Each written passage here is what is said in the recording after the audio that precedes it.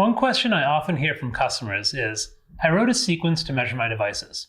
I have the frequency response, THD, sensitivity, but how do I know if this is good or bad?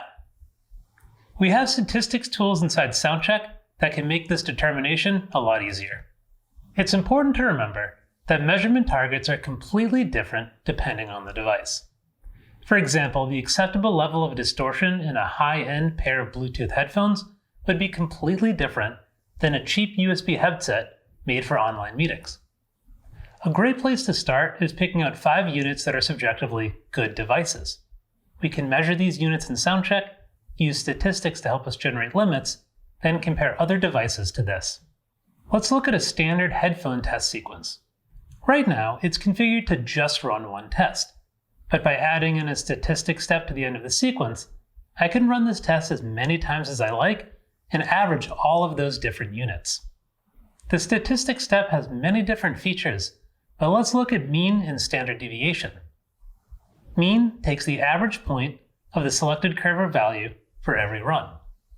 If I measure 5 devices and get their frequency responses, the mean is a running average of all 5 devices combined. We can use our mean as a reference curve and compare each device to this. Standard deviation outputs plus-minus sigma curves, which we define in the editor. For example, if I want to make sure that all of my devices fall within 3 sigma of my reference devices, I set up my statistics step, configure it to output plus and minus 3 sigma, and then after I run my 5 different units, these upper and lower sigma curves are added to memory.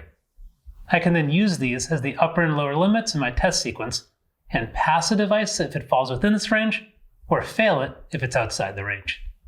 And one final note. If you already captured measurements but didn't run statistics on it while the sequence was running, all of these same features are available in the offline statistics editor.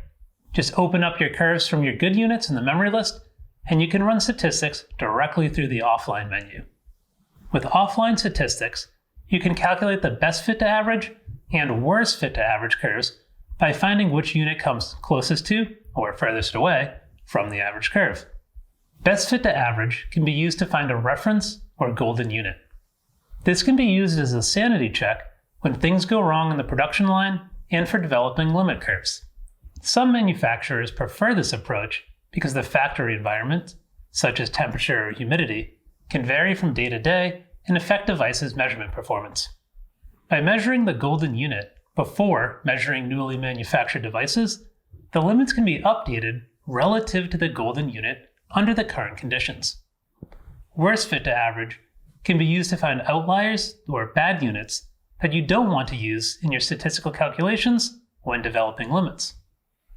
Once you find a worst fit to average curve, simply unselect it and rerun your statistics on the remaining good units. Do you use statistics to set pass and fail criteria? Let us know in the comments below.